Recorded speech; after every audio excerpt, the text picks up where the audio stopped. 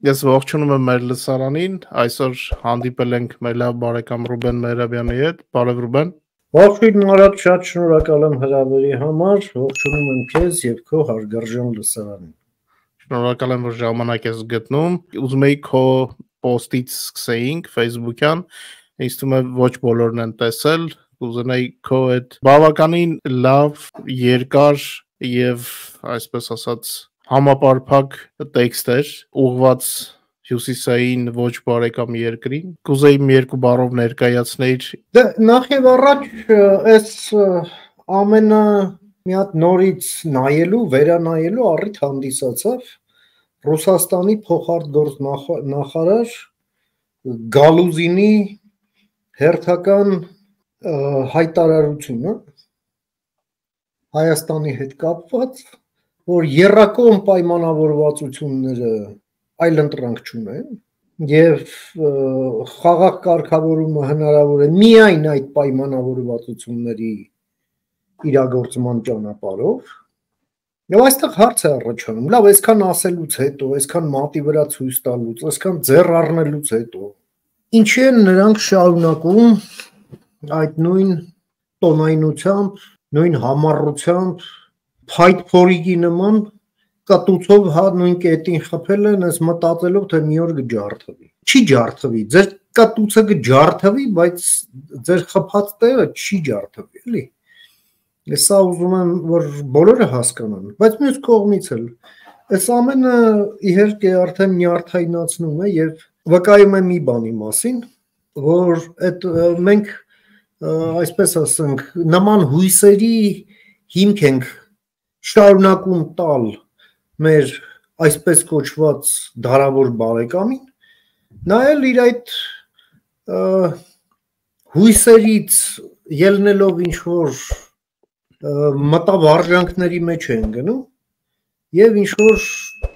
իլյուզիաներ է տածում թե ապագան ինչպես պետք է լինի մեր տարածաշրջանում։ Իր հերթին էլ սա էլ հույս է արտնասնում Ադրբեջանում,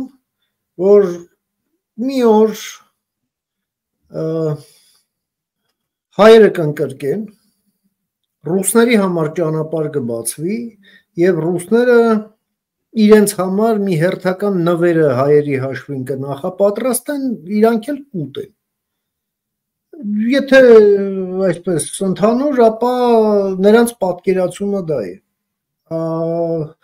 Նրանց մասին չի խոսքը գլխավոր, այլ մեր մասին է, հա։ Ինչի մասին է խոսքը։ Մենք բազմիցս ամենաբարձր մակարդակով, ոչ ամենաբարձր մակարդակով, բայց մենք խոսում ենք երկու բանից, նախ խաղաղության անհրաժեշտության մասին եւ որպես այդ խաղաղության երաշխիք տարածաշրջանում ընդհանուր տնտեսական շահ ձևավորելու միտված մի պրոյեկտի մասին, որը մենք ենք կոչել խաղաղության խաչմերուկ, որի մասին մենք ես հիշում եմ, որ մենք քո եթերում առիթ ունեցել ենք դրա մասին խոսելու, դա ընդհանրապես այդ ճանապարհների կոնֆիգուրացիան է, այդպես որ անցնում է կամ պետք է անցնի Հայաստանում եւ լինի մի կողմից կառուցված, մյուս կողմից ապաշրջափակված եւ ապրիորի համարվում է, որ դա պետք է ձեռնտու լինի բոլորին, թե Հայաստանին եւ Ադրբեջանին, թե երրորդ երկրներին, թե մեր հարևաններին կամ ոչ հարևաններին, ով իրեն շահառուկը համարի այս խաչմերուկում ի վերջո, այո, ազատ առևտրի սկզբունքը, բաց աշխարհի սկզբունքը, այո, դրանից ավելի լավ բան համակեցության մարդկությունը դեռ չի հնարել։ Սակայն մենք պետք է հասկանանք, որ ոչ թե խաղաղության խաչմերուկը նրա համար է, որպեսզի մենք հասնենք խաղաղության, այլ հակառակն է։ Մենք պետք է հասնենք խաղաղության, որպեսզի հասնենք խաղաղության խաչմերուկի, որովհետև եթե չկա խաղաղություն, խոսակցությունը խաղաղության խաչմերուկի մասին կրում է եւ կրելու է բացառապես ինչ որ տեսական բնույթ։ Իսկ մեր ոչ բարեկամներն էլ դա կանվանեն PR ակցիա։ Հիմա հարց, մեզ պետք է խաղաղություն։ Այո, պետք է, իհարկե պետք է։ Մեզ պետք է խաղաղության խաչմերուկ։ Դե եթե կա խաղաղություն, ուզենք թե չուզենք, մեր ճանապարհներն այնպես են կառուցված եւ Հայաստանի դիրքն է այնպեսին, որ այդ եթե լինում է ապա շրջափակում, ապա ձևավորվում է միանգամից խաղաղության խաչմերուկ։ Այդպես է դասավորություն։ Հիմա ես ուզում եմ հասկանալ, մենք ընդհանրապես մենք մեր ասածներին լուրջ ենք վերաբերվում, թե չէ։ Որովհետև սրանից բխում է երկրորդ հարցը։ Մենք երբ որ սրա մասին այո, մենք երբ որ սրա մասին խոսում ենք, արդյոք մեր խոսալիքին սրա հետ կապված վերաբերվում են լուրջ։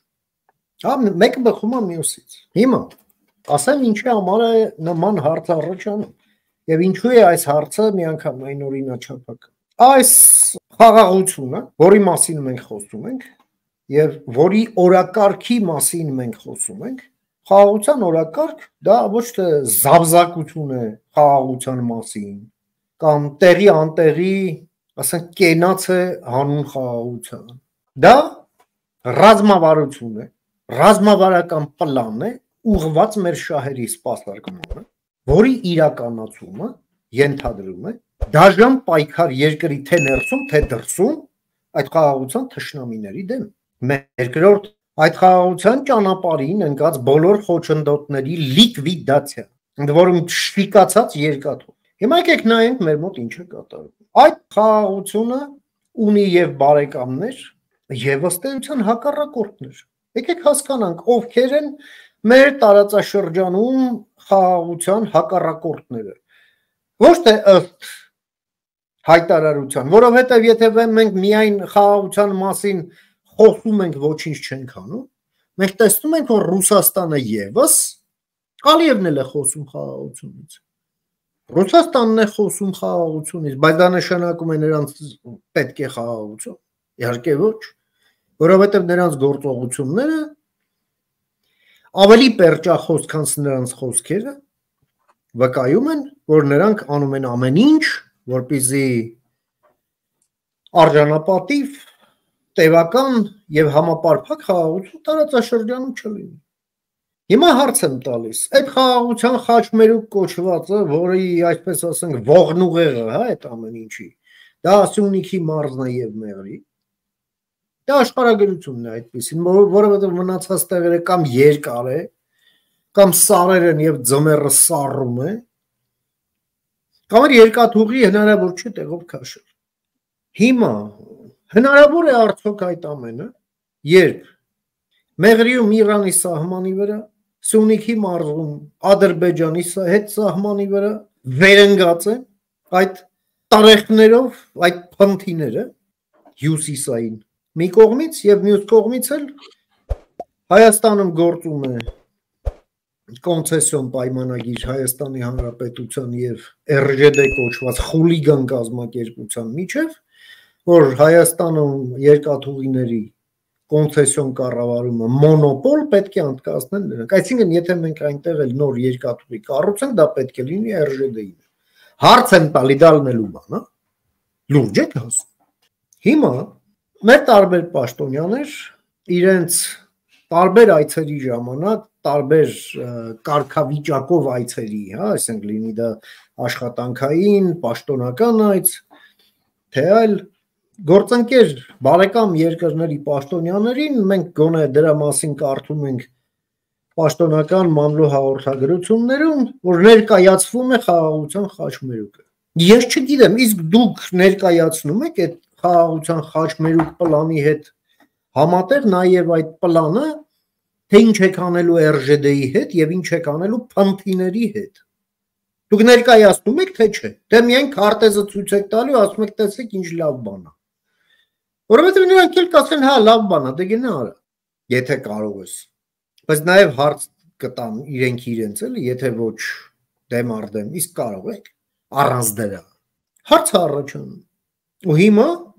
մենք պետք է հասկանանք հետևյալը, որ այո, տարածաշրջանում եւ մեր երկրի շուրջ խաղաղության շահերից է ելնում ռուսական ներկայությունը մեր երկրում լիկվիդացնելու հարցը։ Հիմա մամուլում սկսեց մի, այսպես ասենք, չհերքված տեղեկատվություն շրջանառվել, որ ոնց որ թե process-ը սկսվում կամ սկսվելու Զվարթնոց օդակայանից փնթիներին հանելու գործընթաց։ Հյուսիսային փնթիներին։ Այ։ Մնացածը տեսնենք, որովհետև արդեն համը դուրս է եկել։ Հերիքարավ բոլորը, մեկ եւ երկրորդը։ Մենք հիմա շատ ենք խոսում, իսկ ոմանք էլ մուննաթ են գալիս Եվրամիության վրա, թե մեզ ինչի համար առանց վիզայի ռեժիմ մեր հետ չեք հաստատում։ Դուք ո՞նց եք պատկերացնում առանց վիզայի ռեժիմ Զվարթնոցում փնթիների վերընկած լինելու պարագայում։ Ըստ լուրջ եք ասում։ Դա չի կարող լինել։ Մոտ չեն գա այդ հարցին։ Հասկանու՞մ եք։ Հետևաբար այս ամենը փոխկապակցված է։ Եվ կարևոր չի դուք ինչ հարց եք դնում ձեր առաջ լուծելու, ապա այդ հարցի լուծումը, հիպոթետիկ ցանկացած հարցի լուծումը սկսվում է առաջին քայլից, ռուսական ներկայության լիկվիդացիա, կամ ձեր այդ հիպոթետիկ հարցը չի լուծվում,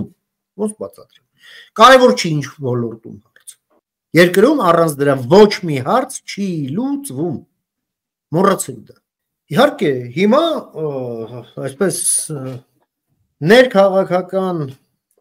բանավեճ է ընթանում, տարբեր դիսկուրսներ են շրջանառվում, այսպես մեր պետականության, մեր պատմության վերաիմաստավորման հետ կապված։ Այդ ամեն ինչը շատ միանգամայն լեգիտիմ է եւ անհրաժեշտ է, բայց մյուս կողմից էլ գիտեք ինչ, եթե դուք ունեք անելու 10 քայլ եւ այդ 10 քայլանոց ճանապարհը պետք է անցնենք, երևի թե ճիշտ չի, չէ՞, ճանապարհը սկսել 10-րդ քայլից։ Չգիտեմ, մենք այն առաջի 9 քայլի մասին sense մոռացել ենք։ Նենց ու խոսում ենք 10-րդ քայլի մասին։ Այ ինգեր, մի հատ այդ առաջի 9 քայլը անելը մի հատ եկեք ոնց որ ասում են հորով մորով ավարտենք, հետո կանցնենք 10-րդ քայլին, դա էլ կավարտենք։ Կգանք ինչ-որ, ես 100% վստահ եմ, մենք կգանք ինչ-որ ամենալավ ֆորմուլայի, ամենալավ եզրակացության, բայց մինչև այդ եկեք առաջնահերթ հարցերը լուծենք։ Այն որ այսօր մակերեսի վրա է, հասկանու՞մ եք։ Facebook-ից սկսեցինք, էլի Facebook-ով շարունակեմ։ Հիմա հատկապես այս թեմայով, որ դու ասացիր, 10-րդ հարցի, դպրոցում հայոց պատմություն, թե Հայաստանի պատմություն, հատկապես տեսնում ենք զորբայությունը, այսպես ասեմ,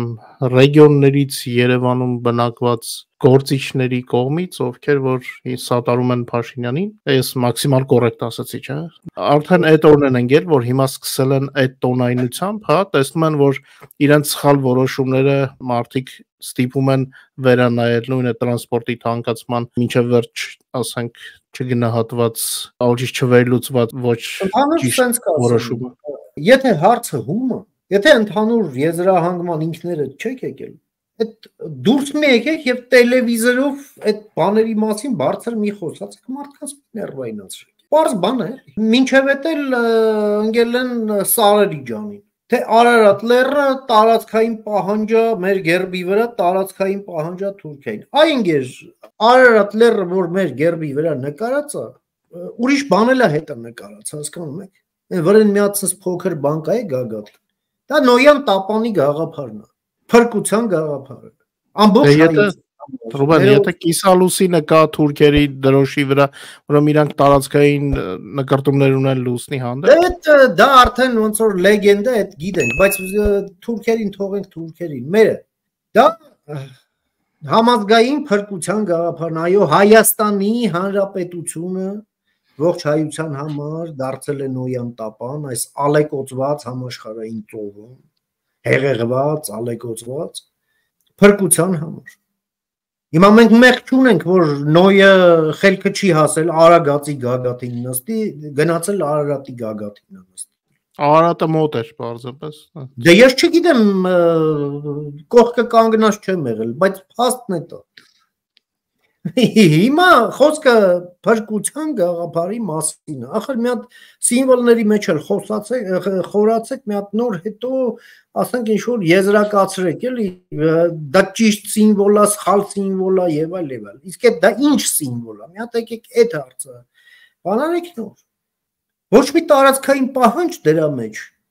չկա ուղղակի, հասկանաք։ Դա մեկ։ Երկրորդը այդ պատմության հետ կապված։ Ես առիթ ունեցել եմ մամուլի հետ շփման ժամանակ դրա մասին խոսելու եւ հիմա կարծեք թե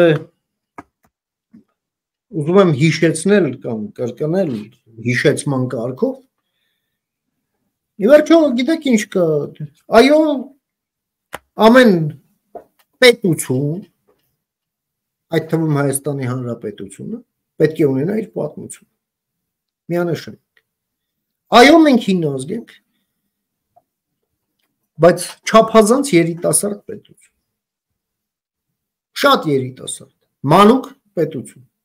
Լավ, դեռահաս, այսպես ասենք, բայց անչափահաս, այնուամենայնիվ։ Բառես ամենալայն իմաստով։ Այո, դրա հետ մեկտեղ մենք ունեցել ենք փառահեղ պատմություն, փառահեղ մշակույթ, որը գալիս է դարերի խորքից եւ զարգացել է ի հեճուկս բոլոր այդ պատմական դժվարությունների եւ աղետների, այդ թվում նաեւ Հայաստանի թե ներկայիս, թե հայկական լեռնաշխարհի սահմաններից դուրս,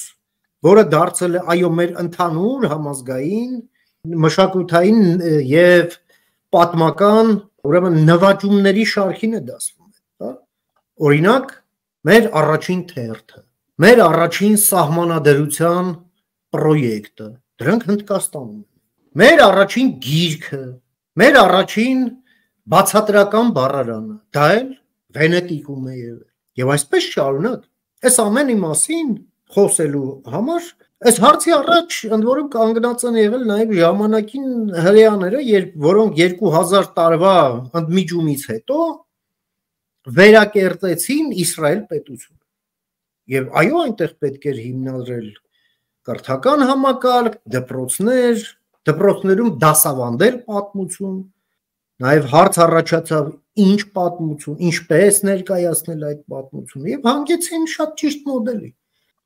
Հիմա այնտեղ այդ առարկան կոչվում է հետևյալ կերպ, որը էբրայերենից թարգմանվում է հետևյալ կերպ, հա, հրեաց պատմություն, հին ժամանակներից մինչև Իսրայել պետություն։ Սա եւս շնորհիվ քո եթերի առիթ եմ համարում եւս մեկ անգամ առաջարկս բարձրաձայնելու, որ եկեք հարցերը լուծենք այնպես, որ մարդկանց համար հասկանալի լինի եւ հակադրություն չստեղծենք այնտեղ, որտեղ ի սկզբանե հակադրությունը չկա։ Ընդունելի լինի, որ չէ, ու հասկանալի լինի, էլի ասենք ինչը ինչոց է։ Այո, պետությունը պետք է ունենա իր պատմությունը։ Այո, այդ առարկայի մեջ պետք է լինի Հայաստանի Հանրապետություն անունը։ Այո, բայց Մովսես Խորենացին, որը պատմահայրն է հայոց պատմության, գիրքը որ գրել է կոչել է հայոց պատմություն։ Հայոց պատմություն, որը չի նշանակում հայերի պատմություն։ Այսինքն չի նշանակում միայն հայերի պատմություն, այլև հայքի պատմություն։ Այդպես է եղել մեր պետությունը ժամանակին։ Միջին դարերում է կոչվել Հայաստան, պարսկերենից այդ օստան նշանակում է գավառ։ Ուշադրություն դարձրեք, ստանով վերջանում են այն երկրները, որոնք չէ, որոնք իրենց վրա կրել են Պարսկաստանի մեծ ազդեցությունը, հա? Ասենք Պակիստան, Կենտրոնական Ասիայի երկրներ, որոշ Ռուսաստանի տարածքում որոշ սուբյեկտներ, Դաղստան, այո։ Նույնիսկ մենք մեր լեզվում այն էլ պարսկահայերից է գալիս, հա։ Միակ եվրոպական երկիրը, որը ստանով ենք կոչում, դա Լեհաստանն է, որովհետև այո, Իրանը մեծ կապեր է ունեցել Ռեջ Պոսպոլիտայի հետ ժամանակին։ Ընդ որում այդ դիվանագիտական կապը ապահովել են Լեհաստանի հայերը։ Դու կլասիկ Եվրոպայով ասացիր, Հունաստանից վերև հույների հետ են կապ ունեցել, բայց Հունաստանը չէր համարվում Եվրոպա։ Դե չէ, համարվել չհամարվելու հարցը չէր։ Այնտեղ որտեղ կար եղել է կամ մեծ կապ Իրանի հետ կամ մեծ ազդեցություն իրանական մշակույթի կամ իրանական պետության։ Հա, իրանալեզու անվանում Կամ է։ իրանալեզու։ Այո, հենա Պակիստան, Հնդկաստանը տարածքը, աշխարհագրական տարածքը կոչվում է Հինդուստան թերակղզի, չէ՞։ Բայց մենք գիտենք այդտեղ պարսկական տիրապետություն է եղել դարերով։ Ամենայն դեպս հյուսիսային մասում եւ դրանից է գալիս հիմա, բայց այնուամենայնիվ մենք ի վերջո այո լեզուն զարգանում է, իր վրա ազդեցություններ է կրում, այդ ամեն ինչը նորմալ է։ Ասելիքս հետեւյալն է, այո տուրք տալով, հարգանքի տուրք մատուցելով մեր պատմահորը, սա առաջարկում եմ որ առարկան կոչվի, այո հայոց պատմություն, միջակետ, հնագույն ժամանակներից մինչև Հայաստանի Հանրապետություն, որը եւ բովանդակային առում եւ ձևի առումով ամենայն համապարփակ ձևով է ներառում այն ողջ պատմական ժառանգությունը, որը մենք ունենք եւ որը մենք պետք է ուսումնասիրենք։ Հիմա լավն է մեր պատմությունն ինչ որ հիմա կա որակի առում։ Իհարկե լավը չի, որովհետեւ վերջին տասնամյակներին ցավոք սրտի դրանով զբաղվել են գավառամիտ, նեղճակատ, մի քիչ են գիտեք ինչ գավառական ֆաշիզմի կարող ինչ-որ ոչ շատ խելոք մարդիկ։ Ու երբ որ կարդում ես համաշխարհային պատմություն ու հետո հետն էլ կարդում ես զուգահեռ քրոնոլոգիայով տանում ես հայոց պատմություն, կարծեք թե դա ուրիշ մոլորակի վրա է տեղի ունեցել։ Բովանդակության մասին մտածենք։ Մենք այսօր իրար հետ կռիվ ենք անում փաթեթավորման կամ ցուցանակի հետ կապված, բայց եթե դուք գրեցիք Հայաստանի պատմություն, իսկ դեպքերը 39-ից 45 թիվ գրեք Վելիկայե Ածեչեստվեննեե վայնա, քանի կոպեկ արժի ձեր իմացած Հայաստանի պատմություն։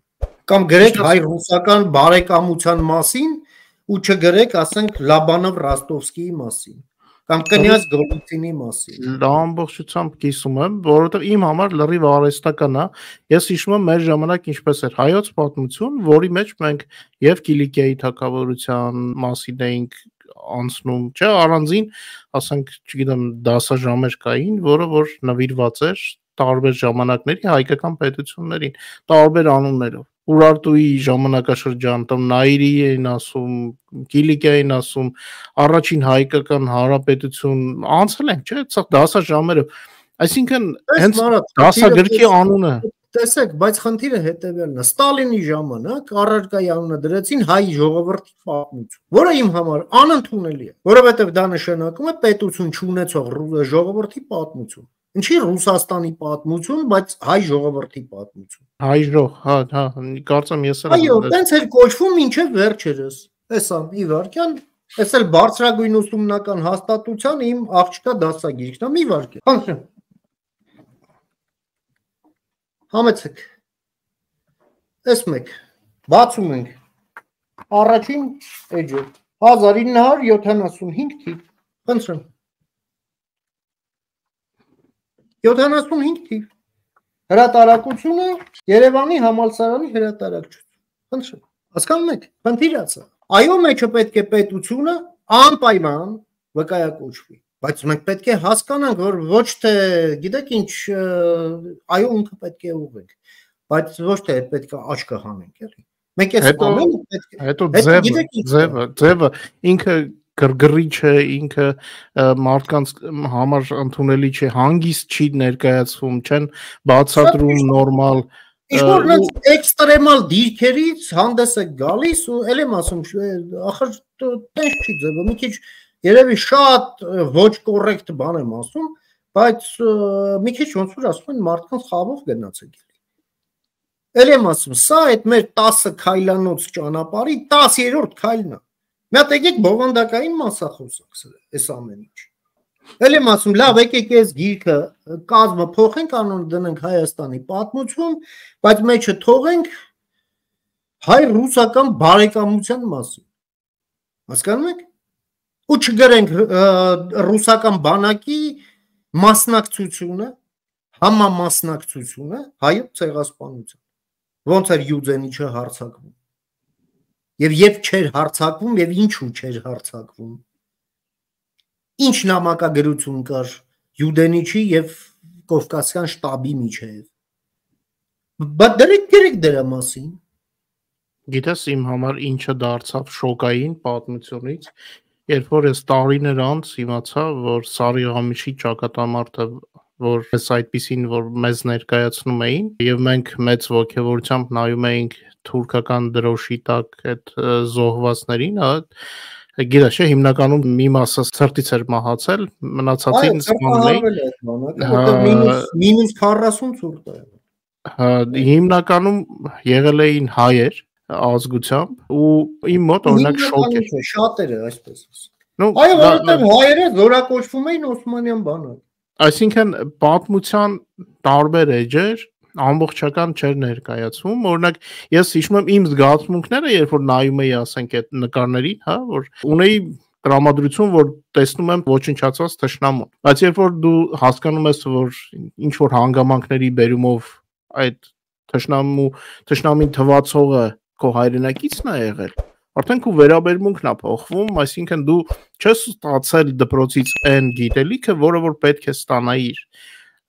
էլի թուրքական բանակ էլի վերաբերմունքը ասենք որպես թուրքական բանակի բայց ասենք ճիշտը իմանալը ամբողջական իմանալը միշտ խրախուսել է ինձ թվում Մինչև այս թեմաները շատ ծեծված են, այդ սահմանադրություն փոխել, չփոխել, այս սիմվոլներից կպնելը, գիտես, սա ինձ թվում է պարապների զբաղմունքն է, երբ որ չգիտեն ինչ անեն, սկսում են նման հարցեր բարձրացնել, որովհետև մարդիկ չունեն կոնկրետ տեսլական պետության զարգացման մասին, պետության նոր անվտանգության ճարտարապետության մասին, որ ցանկացած լուր մտնում է Հայաստան, մեկ Իրանը լավագույն բարեկամն է, մեկ Իրանը, չգիտեմ, ով դարձավ, ով ինչ ուզի ասում է, ով ինչ ուզի մեկնաբանում է, ամենավատն է, որ այդ ագրեսիվ ֆոնը, որը ազդում է մեր հայրենակիցների տրամադրության վրա եւ խոճապային տրամադրությունը ստեղծում է դա ամենավատը։ Ես կուզենայի այսօր մի քանի լավ թեմաներից խոսեինք։ Ֆրանսիայից եկած նոր մեսեջը, որը մեր ականջին շատ հաճելի է, որ Հայաստանի ամբողջությամբ աջակցում են Ամերիկայի սենատորների հերթական ինիցիատիվան, որը որ կար Եվ ամենագլխավորը հիմա այս լավ ֆոնը կօգտագործեն մեր Հայաստանի իշխանությունները, թե ոչ, դե արդեն երրորդ հարցազրույցի մեջ եմ տալիս այս հարցը, որտեղ շատ է հուզում։ Իհարկե ես ուզում եմ շատ կարճ ուղղակի ասել, թե ինչի մասին է խոսքը։ Խոսքը Հայաստանի արտգործնախարար Արարատ Միրզոյանի Փարիզ կատարած այցի շրջանակներում հանդիպումն է Ֆրանսիայի արտգործնախարար Սեժուրնեի հետ, որի արդյունքն էլ հենց այն էր, որ Ֆրանսիայի արտգործնախարարը վերահաստատեց Ֆրանսիայի լիակատար աջակցությունը Հայաստանում տարածքային ամբողջականությանը, սուվերենությանը եւ խաղաղությանը նաեւ, հա, եւ անվտանգությանը, կայունությանը եւ այլն։ Իհարկե նաև այն օրենսդրական նախաձեռնությունն է, որով հանդես է եկել կոնգրեսմեն Ֆրենկ Փալունեն, որ Հայաստանի պաշտպանության ակտ անվանումով փաստաթուղթ է մի խումբ կոնգրեսմենների հետ միասին, բայց ինքը, այսպես ասենք, առաջատար դեմոկրատն է, որում այս նախաձեռնությունը երկկուսակցական է, դա եկեք մենք պատկերացնենք, էլի դուք էլ լավ տեղյակ եք, թե ինչա տեղի ունենում դեմոկրատների եւ հանրապետականների միջև կապված Ուկրաինայի հետ։ Չէ, 3 ամիսա մենք տեսնում ենք ինչ մի կորդեբալետ բառիս բուն իմաստով, բայց այս հարցում այո նրանք գտել են կոնսենսուս, ինչը զարմանալի է։ Եվ այստեղ սահմանափակող միջոցներ կան ընդդեմ Ադրբեջանի, եթե Ադրբեջանը շարունակում է իր, այսպես ասենք, հարձակողական ագրեսիվ քաղաքականությունը, թշնամական քաղաքականություն ընդդեմ Հայաստանի։ Սրանք քայլեր են ուղղված նրան, որ Ադրբեջանին դրթեն գալու արևմտյան հարթակ բանակցային գործընթացը վերջնականացնելու համար։ Նոր բան չի լինելու։ Հայկական կողմն էլ, պաշտոնական Երևանն էլ եւս կառավարող քաղաքական թիմի օրենսդիր անդամների շուրթերով, այս պարլամենտական բրիֆինգների շրջանակներով հայտնեց, որ սատարում է նախ Շարլ Միշելի այն հայտարարությանը, որ Ալիևը իբր խոստացել է, որ կգա Բրյուսել, ընդ որում ես ոնց հասկանում եմ, Ալիևը շատ է նեղն ընկել, որ անհրաժեշտ է ուղղակի լեգիտիմացման համար իր այս խայտառակ կլոունադն ընտրություններ անվանման ներքո օրինականացնել, հա, եւ գոնե Շարլ Միշելի շնորհավորանքը գոնե պետք էր։ Մինչև հիմա շնորհավորանքներ չկան Եվրոպայից, կա միայն Շարլ Միշելի այսպես կեսբերան շնորհավորանքը համակցված Բրյուսելում Ալիևի կողմից հանդիպում կազմակերպելու խոստման հետ։ Ահա թե ինչա տեղի ունեցել։ Հիմա հայկական կողմը, հիմա դուք հարց եք տալի օգտագործի թե չէ, դա օգտագործեց եւ վերահաստատեց իր հանձնառությունը նախ մասնակցել այդ հանդիպմանը, ողջունեց այդ գաղափարը եւ երկրորդ նաեւ ասաց հետեւյալը, ինչի մասին ենք մենք այնտեղ խոսալու։ Եվ ասաց հետեւյալը, որ Գրանադայում արդեն կա ստորագրված եւ ստորագրված մեր կողմից, թե որ սկզբունքներն, որոնք հիմք են դառնալու ապագա փաստաթղթի համար։ Եվ որ Հայաստանն արդեն ստորագրել, այսինքն Ադրբեջանի անելիքն է։ Մերոնք կարող են այնտեղ գնալ ու էլ ոչինչ չասել։ Այդ ստորագրած թղթի տակ մի հատ անուն ազգանուն ավելացնել եւ տալ Ալիևին։ Ստորագրում ես տղաջան, թե չստորագրում։ Ստորագրում ես, հասկանում ենք ինչ ենք անում, չստորագրում, արդեն ուրիշ բան ենք հասկանում, թե ինչ ենք անում ըստ այդմ։ Իսկ ես ասեմ ինչ ենք անում, եթե չի ստորագրում։ Մենք ուղղակի երկկողմ ենք գնում առաջ, այսինքն Հայաստանը եւ Եվրամիությունը։ Ընդ որում ուզում եմ ուշադրությունը հրավիրել հետեւյալին, որ դրա համար, այսպես ասենք, ահռելի նախապատրաստական աշխատանք արդեն իսկ կատարվել է։ Ամսի 13-ին էլ ինքդ գիտես, որ Բրյուսելում նախատեսված է Արարատ Միրզոյանի եւ Ժոզեփ Բորելի համանախագահությամբ Հայաստան Եվրամիություն խորհրդի նիստ, եւ որի ընթացքում նախ այդ SEPA պայմանագրի իմպլեմենտացիայի ընթացքն է քննարկվելու, բայց բացի դրանից էլ նաեւ պայմանավորվածություն կա, ինչպես իրենք են ասում, մի հավակնոտ, այսպես հավակնոտ քայլի, եւ ասում են, որ դա մի քայլ է, որը դուրս է SEPA-ի շրջանակներից։ Այսպես թե այնպես Հայաստան եւ Եվրամիություն հարաբերությունները հիմա արդեն իսկ դուրս են եկել SEPA-ի շրջանակներից։ Եվ դա, ասենք, դա եվրոպացի դիտորդների ներկայությունն է Հայաստանում, որը սկզբից եղավ ժամանակավոր, հետո դարձավ երկարատև մանդատով, հետո որոշում ընդունվեց դրանց ընդլայնման մասին, հա։ Հիմա պարզա որ դա այլևս անշրջելի է։ Հավակնոտը ըստ ամենայնի դա այս EPF կոչվող ծրագիրն է, հա, European Peace Facility, եվրոպական խաղաղության պլատֆորմ ասենք, հա, այդ ծրագրի շրջանակներում աջակցությունն է Հայաստանի պաշտպանությանը եւ անվտանգությանը ոչ մահացու միջոցների տրամադրման ճանապարհով եւ կարողությունների մեծացման։ Հիմա մենք հասել ենք այն մակարդակի, որ բազային մենք ունենք համերաշխություն Ֆրանսիայի եւ Գերմանիայի հետ, Բենիլուքսի երկրների հետ, դրա վկայությունն է այն սերտացող կապերը, որը մենք ունենք Հոլանդիայի, Բելգիայի եւ Լյուքսեմբուրգի հետ, նաեւ փոխադարձ այցեր են տեղի ունենում եւ դեռ տեղի են ունենալու։ Մենք ունենք համերաշխություն Հյուսիսային Եվրոպայում եւ Բալթյան երկրներում։ Մենք շատ լավ հնարավորություն ունենք մանավանդ կառավարության փոփոխությունից հետո Լեհաստանի հետ մի հատ ռեստարտ անելու մեր հարաբերությունները, մանավանդ այնտեղ արտգործնախարար Ռադոսլավ Սիկորսկին է, որը բազմիցս է եղել մեր տարածաշրջանում, Երևանում եւ ես երկու անգամ եմ հանդիպել նրա հետ, մի անգամ Երևանում, մի անգամ Վարշավայում, Պես որ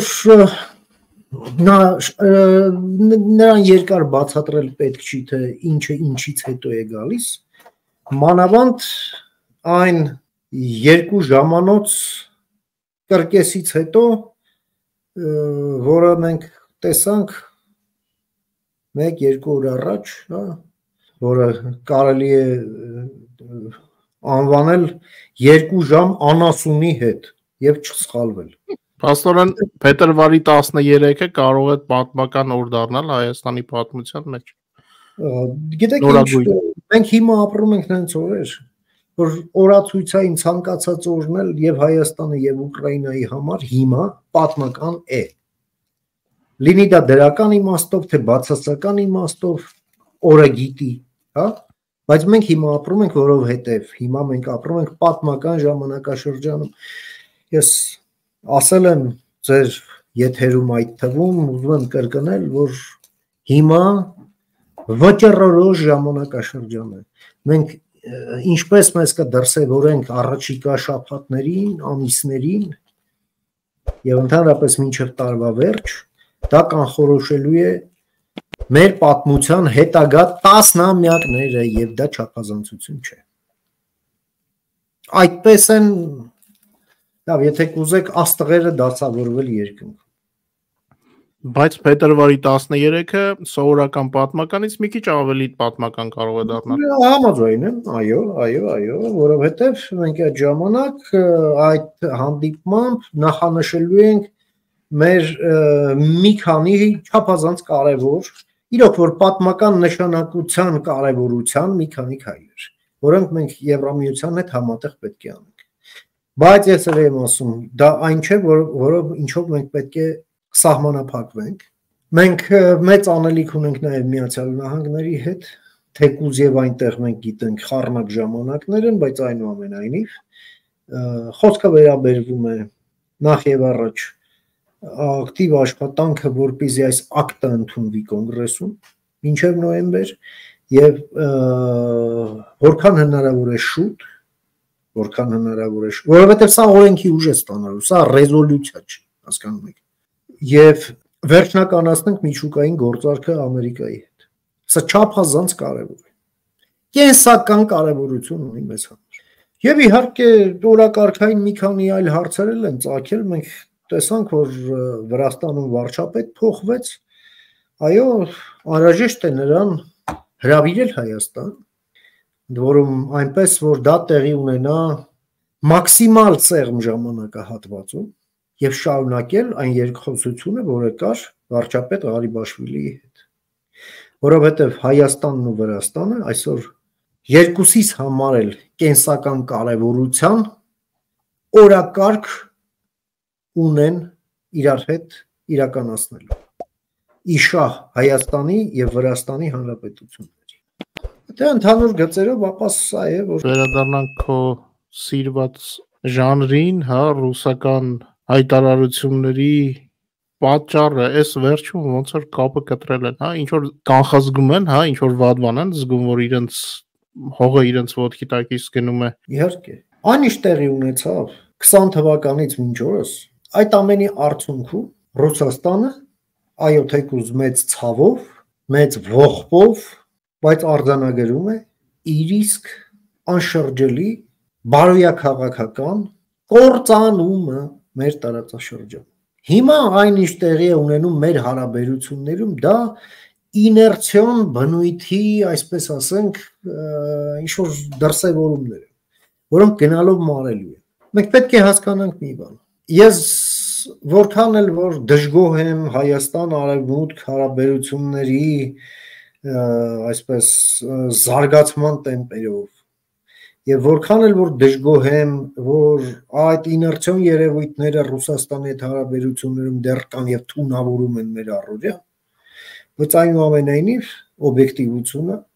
նաեւ պարկեշտությունը պահանջում է արձանագրել այնուամենայնիվ հետեւյալը, որ Հայաստան-Արևմուտք հարաբերություններում այն ինչ տեղի ունենում անշրջելիորեն, Հայաստան-Ռուսաստան հարաբերություններում այն ինչ տեղի ունենում եւ դեռ տեղի է ունենալու, դա եւս անշրջելի է։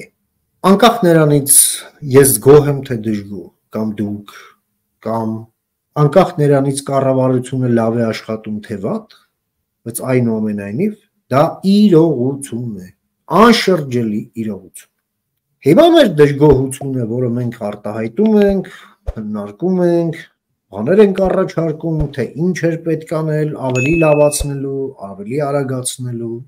այդ ամենը ուղղված է նրան, որպեսզի մենք հնարավորինս քիչ կորուստներով այս անցման շրջանը դուրս գանք մենք, հնարավորինս արագ կարողանանք դա անել։ Մենք դժգոհում ենք, որպեսզի նաև բացատրելով, թե ինչի մասին է խոսքը, նաև հանրության հետ մեր այս շփումը օգտակար դարձնելու համար, մեր կարծիքով օգտակար իհարկե, որովհետև մարդիկ էլ կան, ովքեր զզվում են, երբ մենք նստում իրար հետ բան ենք խոսում, դա էլ է նորմալ։ Ես որևէ մեկին ես բոլորին դուր գալու պարտավորություն չեմ ունեցել, չունեմ եւ չեմ էլ հավակնում ունենալու։ Կամ մեկնաբանությունները հիմնականում դրական են նենց որ։ Դե շնորհակալ։ Բայց դա մարդիկ էլ կան, ինչ ասեմ։ Իրենք էլ ազատ են իրենց կարծիքն ունենալու, խնդիրը դա չի, բայց էլ եմ ասում, այս process-ը ոնց են պատմաբաններն ասում, դետերմինացված process է, այսինքն կանխորոշված, օրինաչափությամբ կանխորոշված process։ Այսինքն process, որը չի կարող չլինել, հասկանում եք։ Հիմա մեր խնդիրն է, այդ process-ը լինի նվազագույն ռիսկերով, նվազագույն շոկերով, նվազագույն կորուստներով եւ նվազագույն գնով։ Նաեւ ցանկալի նվազագույն ժամանակահատվածում։ Էլ եմ ասում, որովհետև այս ամենը արդեն եմ ասում, ես տպավորության տակ եմ այդ 2 ժամյա այդ 2 ժամ անասունի հետ անվանումամբ այդ շոուից, հա, այդ ամենը ուղղակի հիգիենայի խնդիր է, էլի հասկանում եք։ Այնտեղ իդեպ շատ մեծ նյութ կա հայ հոգեբույժների համար, նո ուկրաինացի եւս։ Դա դասագիր կա մի հատ, հասկանում եք։ Այո, հատկապես են ծանր պսիխոպաթիաներով մասնագիտացած հոգեբույժների համար շատ լայն դաշտ կա աշխատելու եւ հետո այդ ամենը ուսանողներին ցույց տալու համար։ Մենք չենք կարող այսքան երկար նման անասունների հանդուրժել մեր երկրում կամ ինչ-որ հանդուրժել մի իրավիճակ, երբ ինչ-որ բան կախված է անասուններից, հասկանում եք, չի կարելի, դա վնաս է առողջությանը, նաև հակահիգիենիկ է դա։ Հիշեցնեմ մեր լսարանին, որ անպայման բաժանորդագրվեն եւ YouTube-յան ալիքին եւ Telegram-յան ալիքին, օրերս Telegram-ում տեսանյութ էինք դրել, թե ինչպես երբ որ մեր ուկրաինական դրոնը մոտենում է ռուս զինվորին, նա խնդրում է, որ իր վրա չգցեն նռնակը, այլ ցույց է տալիս իր ընկերոջը, որ ընկերոջ վրա գցեն։ Սա հենց այդ ոչնչացված, ոչինչ դարձված երկրի ոչինչ բանակն է, որ ինքը մի քանի րոպե երկար ապրի, ցույց է տալիս ընկերոջ տեղը, որ նռնակը ընկերոջ վրա գցեն։ Բազմաթիվ հետարքիր դրվագներ ենք դնում ռազմաճակատից, նաև մեր եւս մեկ հայկական ստորաբաժանումից, որը կոչվում է Nemesis-ի խումբ։ Հուսամ տեսել ես այդ դրվագը։ Այո, իհարկե։ Ինչ երանդով մարդիկ ոչնչացնում են ռուս զավթիչներին։ Գիտես, այս ամենի մեջ ինչն է ամենալավը։ Օրը ստորը մենք լայնացնում ենք այն մարդկանց շրջանակը մեր հայրենակիցների մեջ, որ նրանք տեսնում են հենց այդ հյուսիսային իրենց գիգանտ հռչակածի ոչնչությունը եւ վախերը պակասում են։ Չնայած դեռ մնում են մարդիկ, ովքեր վախենում են, ինձ թվում է դեռ կլինեն մարդիկ, ովքեր Ռուսաստանի ոչնչացումից հետո էլ կարող է վախենան, բայց դա արդեն մի քիչ ուրիշ։ Ես մի բան ասեմ, էլի, ընդ որում այս տրանսֆորմացիան, որ դուք նշում եք, միայն հայերի մոտ չի։ Ինքնին Ուկրաինան այո բազմաէթնիկ, բազմակրոն, բազմադավան հանրությամբ երկիր է, ուկրաինական քաղաքական ազգը, այսպես ասեմ։ Եվ այս տրանսֆորմացիան ներհատուկ է շատ ու շատ ազգերի։ Այսօր Ուկրաինան հիշեցնում է 36 թվականի հանրապետական Իսպանիան, որը այո մարտնչում էր ֆաշիզմի դեմ։ Եվ պատերազմի սուր կանխազգացում ունեցող բարի կամքի տեր մարդիկ, այո կամավորագրվում եւ գալիս էին մարտնչելու հանուն հանրապետական Իսպանիայի ընդդեմ ֆաշիզմի։ Հիմա որ բազմաթիվ հենա խոսում են, չէ, Լեհաստանից, Միացյալ Նահանգներից, Կանադայից, Ռումինիայից, զինվորական ծառայության փորձ ունեցող մարդիկ, կամ ցանկություն ունեցող մարդիկ, կամ գաղափարական մարդիկ, այո գալիս են Ուկրաինա։ Գալիս են Ուկրաինա, ես գիտեմ, որ ձեր մոտ էլ տենց հատուկ ինչ-որ ինստիտուտ կա, որը զբաղվում է այդ կամավորների հետ կազմակերպական աշխատանքներով, պետականորեն այդ ամեն ինչն արվի։ Այդ մարդկանց դիմավորում է, խնդիր է դնում, ասենք, ծանոթացնում է անելիքին եւ այլ եւ այլ։ Եվ ճիշտ է անում։ Այս ամենը այո, որովհետեւ բարի կամքի տեր մարդիկ այսօր չեն կարող չլինել պատմության ճիշտ կողմում։ Եվ հայ ժողովուրդն այդ ամենի մեջ բացառություն չի եւ չի կարող լինել։ Ինչի եւս մեկ վկայությունն է նաեւ բարեգործական օգնության երկրորդ խմբականակի ուղարկումը Ուկրաինա, ուկրաինական հոսպիտալները ստանում են Հայաստանից դեղորայք եւ բժշկական պարագաներ, եղել է արդեն Դնեպրում, Կիևում եւ մոտորերս լինելու է նաեւ Խարկովում եւ ռուսներին մնացել էր միայն մի բան, որի տելեգրամյան ալիքներում գրում էին, որ ուկրաինացիները չեն անդրադարձել այդ փաստին, շնորհակալություն չեն հայտնել, ստիպված եղանք կոնկրետ հղումներով հերքել այդ ամեն ինչը, որովհետեւ եւ շնորհակալությունն է եղել եւ հրապարակումներն են եղել եւ պաշտոնական, որ ուզում եմ առանձին անդրադառնալ։ Այո, փառք ու պատիվ մեր կառավարությանը, որը այս օգնությունների շարքը դարձրել է, որում պետականորեն դարձրել է շարունակական։ Ես ողջունում եմ այդ մոտեցումը, որը որդեգրվել է, թե ինչպես է դա ուրեմն տեղ հասցրվում Ուկրաինա, երբ այդ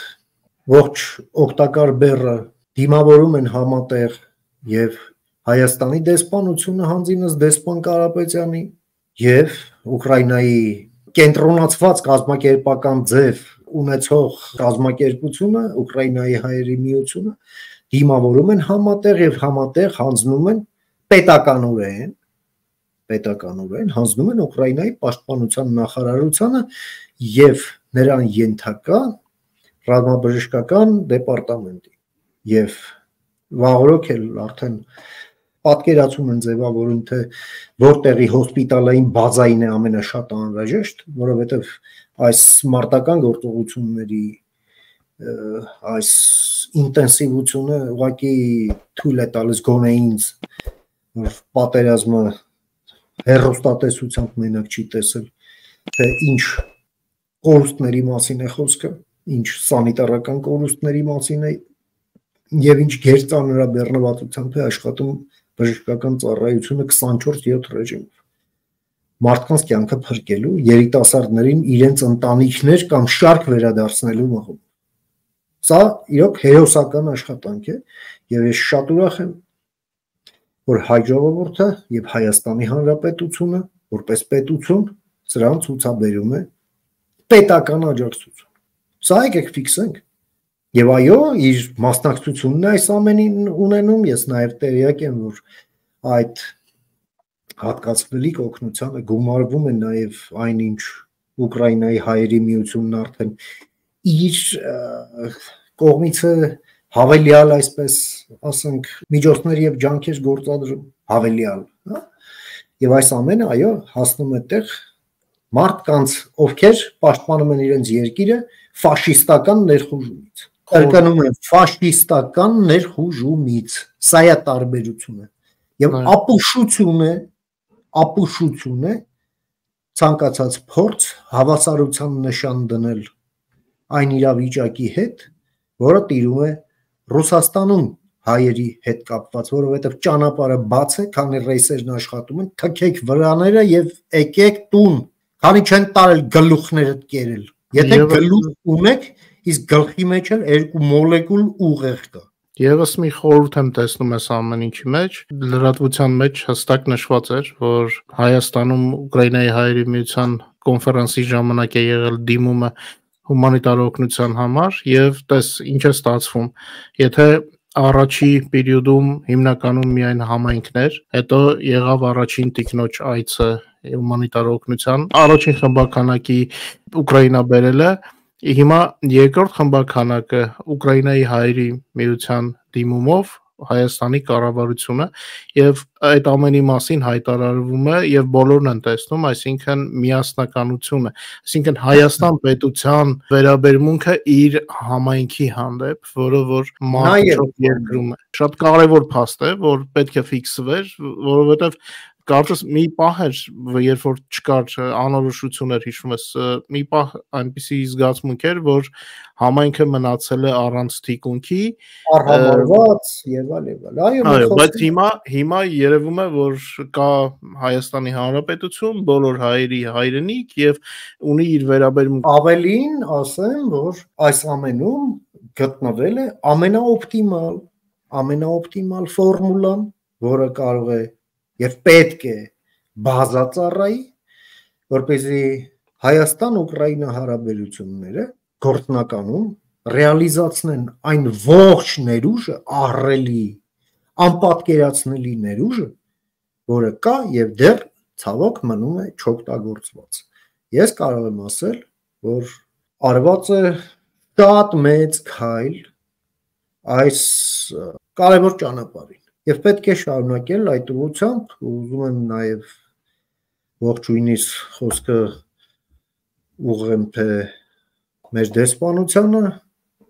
հանձինս Վլադիմիր Կարապետյանի, որը այս ամենում իր ներդրումն է ունեցել եւ Ուկրաինայի հայերի միությանը, հանձինս թե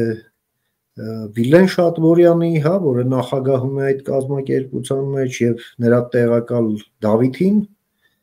Մկրտչյան, որոնց երկուսին էլ անձամբ ճանաչում եմ եւ ամենայն հարգանքով եմ վերաբերվում, նաեւ նրանք, ովքեր համագործակցաբար բերեցին գործը հասցրեցին այս շատ կարևոր կետին, որը վերջակետ չէ։ Ուղղակի միջանկյալ մի հանգրվան է, որը բացում է շատ մեծ ճանապարհ։ Հիմա պետք է ընթանել արդեն այդ ճանապարհը։ Ու ես վստահ եմ, որ այդ ամենը միանգամայն իրատեսական է եւ հնարավոր։ Շնորհակալ եմ ժամանակ գտար։ Ես եմ շնորհակալ։ Խաղաղություն Հայաստանին, թանակ Ուկրաինային եւ Հայաստանին, փառք Ուկրաինային։ Օր առաջ լինի հաղթանակ եւ խաղաղություն։ Շնորհակալ եմ։